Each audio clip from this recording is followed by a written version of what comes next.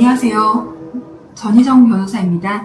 법률사무소 희승의 대표 변호사로 활동하고 있습니다. 이제 첫 번째 이야기를 좀 나눠보도록 하겠습니다. 이 사건은 정말 드라마틱하게 흘러갔던, 저도 진행하면서 참 놀라웠던 그런 사건들이었는데요. 어떤 이혼 사건이었냐면 이혼에 관한 사건이었지만 이혼 그 자체보다는 재산 분할에 관한 쟁점이 주가 되었던 사건입니다. 의뢰인은 이제 30대 후반에 이제 주부이셨는데요. 남편이 사업을 하는 사람이었습니다. 그래서 사업을 하는 사업가다 보니까 아무래도 자금 관리는 거의 전적으로 남편이 했던 모양입니다. 그래서 이혼을 시작한 이후에 재산 분할을 하려고 이제 재산을 찾아보는데 아무리 해도 잘 나오지가 않는 거예요. 또 당사자가 이야기하시는, 의뢰인분이 이야기하시는 내용도 남편은 늘 사업을 한다면서 돈이 없다고 했었다. 그래서 사업이 좀 어렵다고 했다. 이런 얘기를 좀 저한테도 하셨습니다.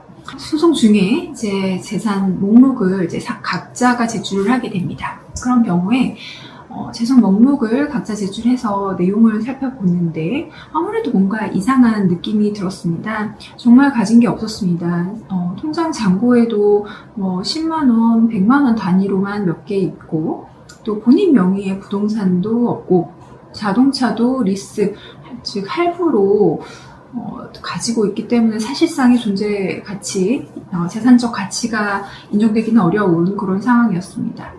그런데 뭔가 좀 이상해서 계속 다시 찾아보고 했습니다.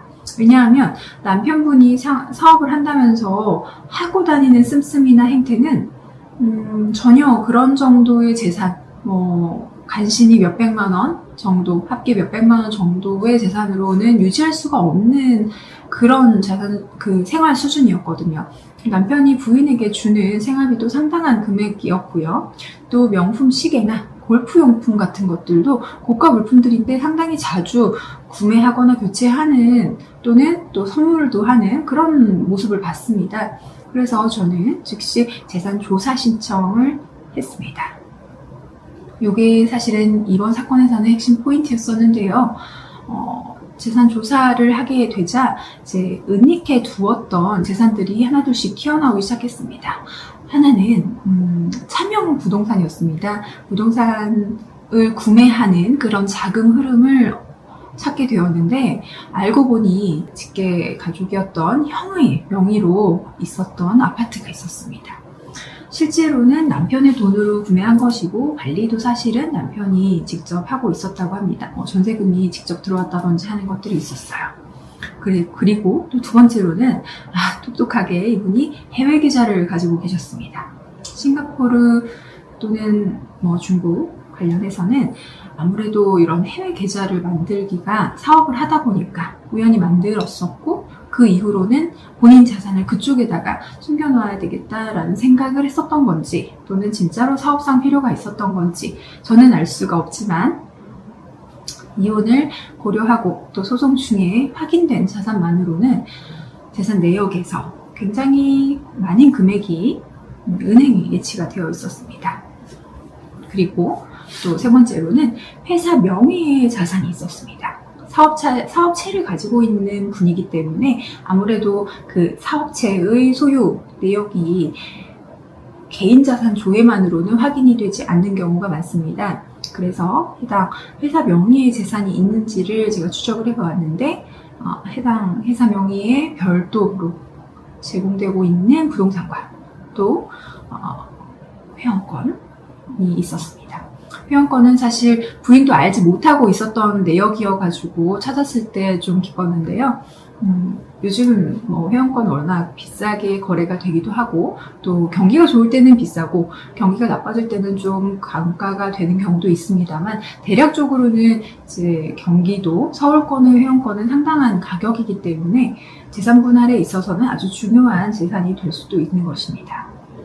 그래서 처음에는 이제 없다, 전혀 돈이 없다, 재산 분할을 해줄 재산이 없다라고 발뺌을 하던 그런 남편이 결국은 이제 본인이 은닉한 자산들 이런 거를 다 저희가 밝혀서 법원에 제공을 했고, 그 내용에 대해서 효과적으로 상대방이 반박을 하지 못했기 때문에 상당한 금액이 이제 확보가 되었고요. 그 확보된 재산의 재산분할 비율로 따졌을 때 10억에서 15억 사이에 분할이 가능한 정도였습니다.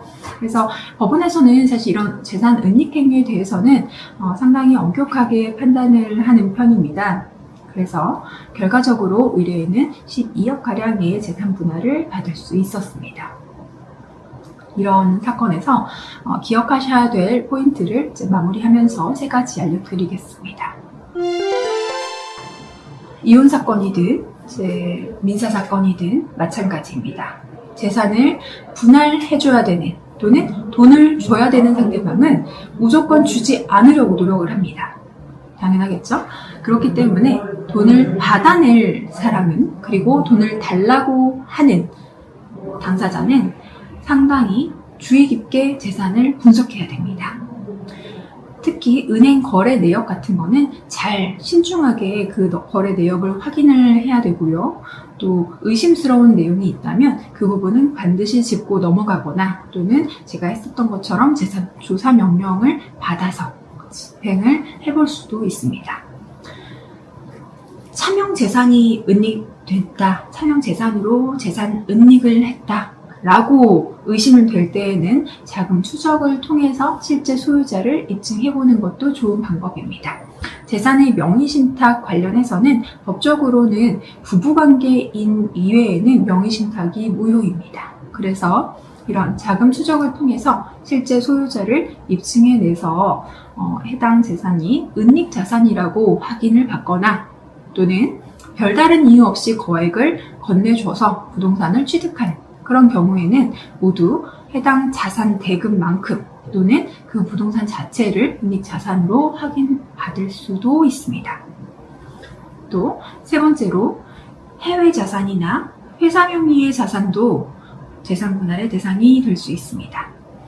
저는 법인 또는 사업체를 소유하는 경우에는 그 회사나 사업체의 영업권 감정도 적극 고려하는 편입니다. 이혼 재산 분할에서 가장 중요한 것, 적극적인 그리고 정확한 재산 조사입니다. 이 내용을 꼭 기억해 주셨으면 좋겠습니다. 다음 시간에는 위자료 관련한 승소 사례로 다시 한번 말씀드리도록 하겠습니다. 구독과 좋아요 부탁드립니다. 감사합니다.